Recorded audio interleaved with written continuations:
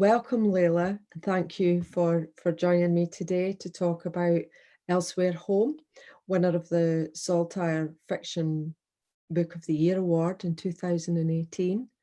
Can you tell us a little bit about the book? Well, it's a collection of short stories, and they all deal with the theme of, home and homesickness and belonging. And the characters are mostly immigrants who've moved, like myself, from Sudan to Scotland or to London. Some of the stories are set in London. And so there is very much this going back and forth between cultures, the cross-cultural relationships, the conflict between generations of like first generation immigrants and second generation immigrants. So there's different stories. The stories kind of look at the situation from different points of view. Okay, so you mentioned their conflict between different generations. What are some of those conflicts? Well, for example, just in one of the stories, it's a mother and a daughter on an airplane, and they're going back to Egypt, which is where the mother originally comes from. And so the story takes you with them step by step. The mother is so longing to go home, and she feels that this is home, while the daughter is dragged against her will.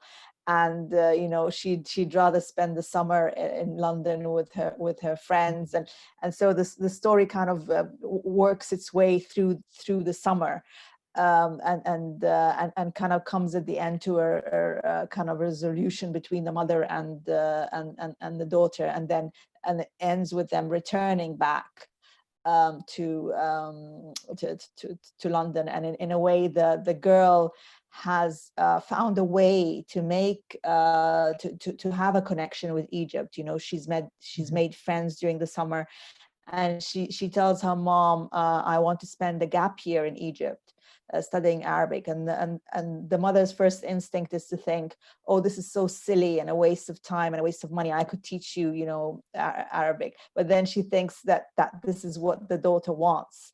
And she lets her have it her way. So that's one of the stories that deal with the parent-child relationship. Yeah.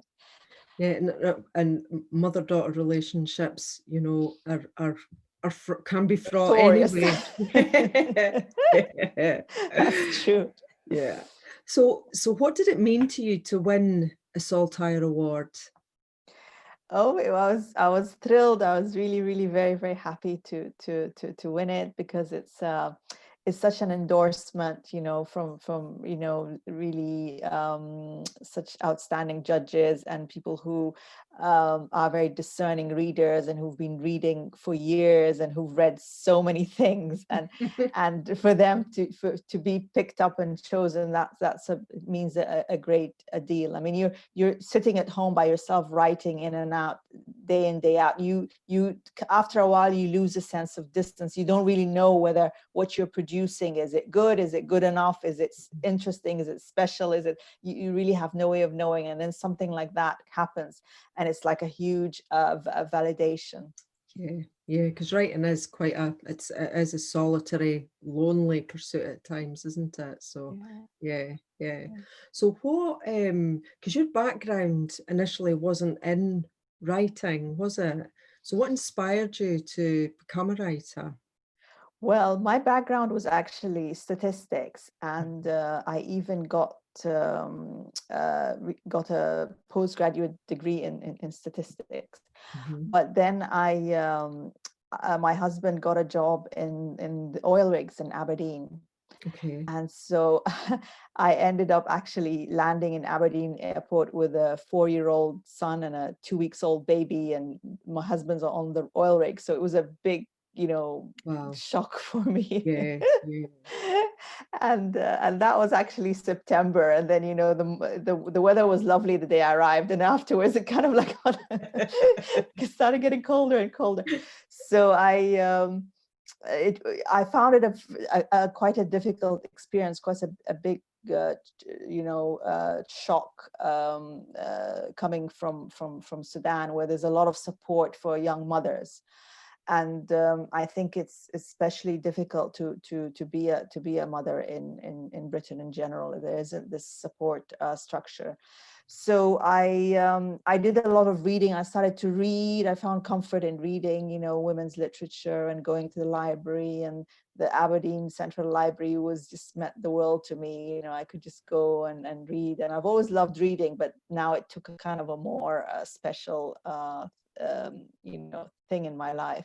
Mm-hmm. And then one day, because I had all these feelings of homesickness and thoughts about the immigration process and all that, I thought I'd write something. And so I wrote a creative piece.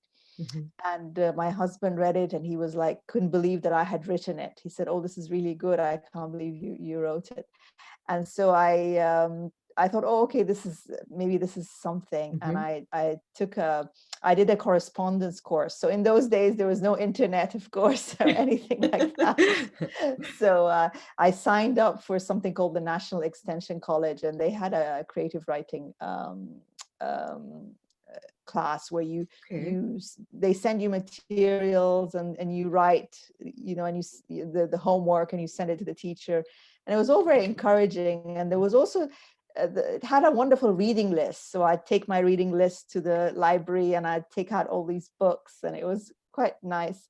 And then I kind of got more confident, and I enrolled in a creative writing workshop at Aberdeen University. Mm-hmm. And I started to meet people, other writers there, and kind of one thing led to the other. And I started to send out my short stories to publications in Scotland, and this was 1992, and it was an exciting time for Scottish literature. There's so many new writers coming up, and a lot of interest in young writers, and many of these writers didn't have a kind of a literary background, or they didn't come from Oxford, or they didn't, they weren't living in London, they were living here in Scotland. Yeah. So all this encouraged me. I felt, oh, well, it was such an open atmosphere. Mm-hmm. I didn't feel that I was excluded when I went to events or I went to workshop. I felt welcomed. I felt there was an interest in my work. I was encouraged, and one thing led to the other. Well, that's such a positive experience, isn't it? It sounds Definitely. yeah, really great. Good stuff. So what is your because obviously you've done a lot of reading, and you mentioned libraries, and I think libraries are such important places. But what was your first memory of books and reading? Well, very unusual for me is that in Sudan, my mother sent me to an American primary school, Mm-hmm. and in this school, it was set up like for American students, of course, and it followed an American syllabus. And there was hardly any Sudanese students in the school, and there was no Sudanese teachers. It was really a bubble, really a total bubble.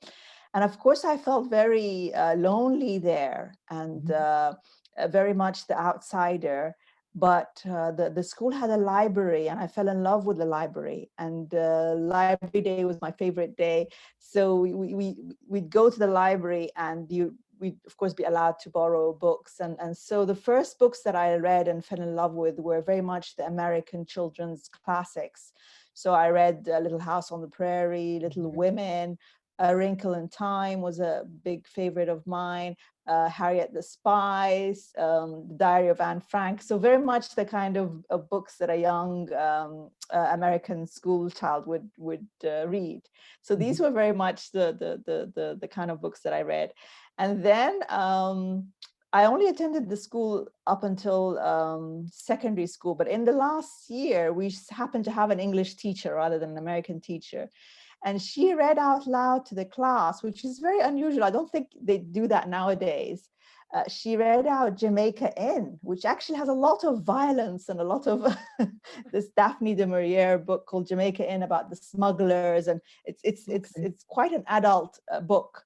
but she read it every day. She'd read out a bit to us children, and I loved it very much. I was completely captured by Daphne du Maurier's world, and then I found Rebecca, and I read that, and I was only like 10 at the time. So these were very much the first books that I read as a child. Yeah.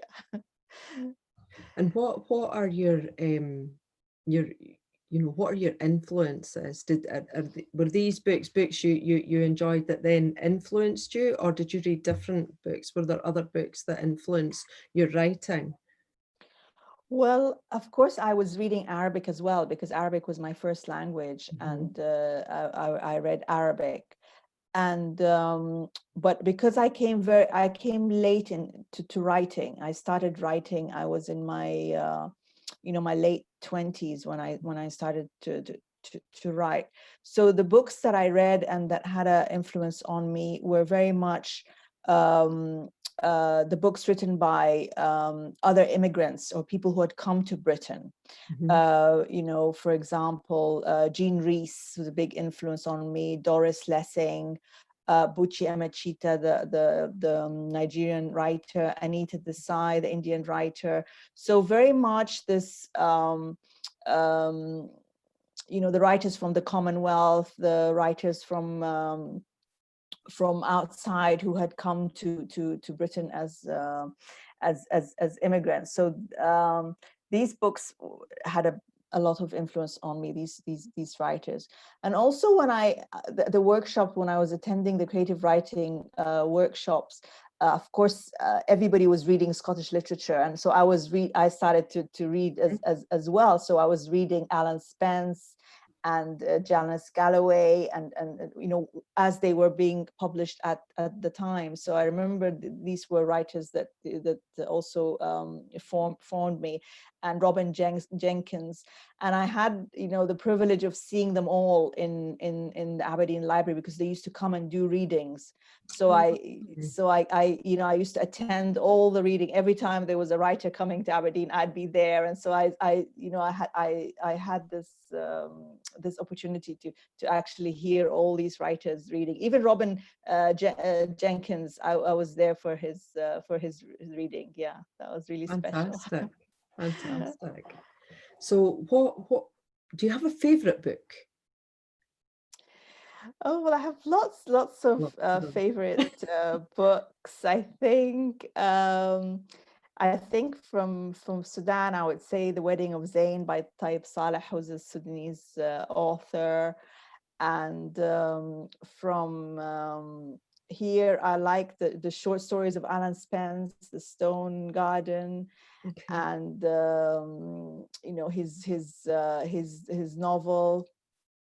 His novels, as well as James Robertson's novel And the Land Lay Still. That was very special, I think, to me, as a Scottish novel. I'm actually reading In the Land Lay Still at the moment. Right. Fantastic. It's fantastic, isn't it? Yeah. It's really amazing. Yeah. He actually just lives up the road from me in the next village. Wow. Okay. Yeah. Joseph Knight is very good as well. Joseph Knight, and especially now with the Black Lives Matter, it's like very relevant to that. Yeah, absolutely. I was at Ballandine House. I was there, I think about 2 years ago. There was a big it was like the Clydesdale horses. There was a show there, and I was actually in the grounds of the house. It's a beautiful house, and it's the Joseph Knight. It's all set there. It's quite it's unusual reading about it when you've actually been there, and you don't live far from it. But that's a coincidence. So is there a book? Do you have a book that you return to often? I would say that I have a book that I really like. It's called Adaf Swaif's In the Eye of the Sun. And she's an Egyptian author, and she also wrote about this process of immigrating. She's about this woman who comes to study in England. And I do return to that book a lot. It's a bit like, Doris Lessing has this book called The Golden Notebook, which is so much about women's lives and women's experience, and it's kind of intimate, and it's so in a way In the Eye of the Sun is a bit like that for Arab women. It has this vibe to it as The Golden Notebook did. So I do kind of return to it time and again. Yeah. Okay. So Elsewhere Home is a book of short stories, and you've written a number of novels beforehand. Do you find it a completely different process? I think it's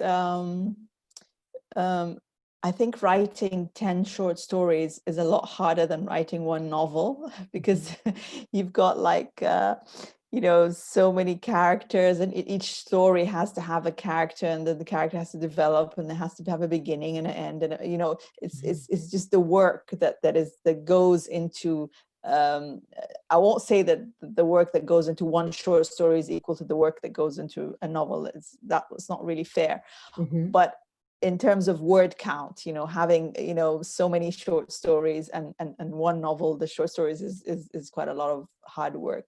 But I've never one of the stories in Elsewhere Home, which is actually the last one in the collection, is very long. It's almost comes up to almost like 8,000 words. It's a long short story. And I remember when I was writing it, and I was thinking, oh, this is going on. Is this going to be something more than a short story? Is it going to be like a novel or a novella? But then it didn't. It didn't go on like that. So it became a short story. But the other stories, I knew from the beginning that they were short stories. They never pretended to be otherwise. They were like, complete in themselves and small in themselves. And some of the short stories in Elsewhere Home are actually very short. There's ones that are like, 2,000 words or about that number, yeah, which is quite short. Yeah. Okay, thank you. So what are you working on at the moment? Do you have a project? Yes, I've got a big project. Do you know General Gordon, who was killed in Sudan? Do you know about that? No, sorry, I don't. No, you don't. Okay. So he was a Victorian he was a Victorian hero who was in Sudan in the 19th century, and the city with the capital Khartoum, which is where I grew up, was under siege, and he kind of held out waiting for the British to rescue him. And then the rebels were all surrounding Khartoum, and then by the time the rescue appeared, it was too late. The rebels had already gone in, and they had already killed him. Okay. So this is actually this is a picture of him, and when the rebels attack him. Okay. Yes, and there's a statue of him in this is his diaries.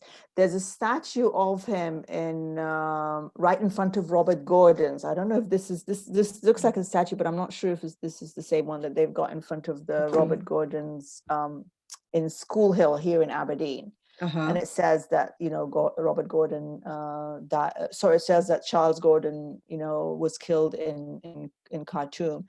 So the novel the novel that I'm writing is I mean, it's part of a trilogy. I hope it will be part of a trilogy that shows the relationship between Scotland and Sudan. And I'm going to have, because I feel that there are connections between the two countries. And so this is the first one. It starts off in the end of the 19th century, and it shows us the rebellion and how it started, and then how Gordon comes in and the role that he plays in it.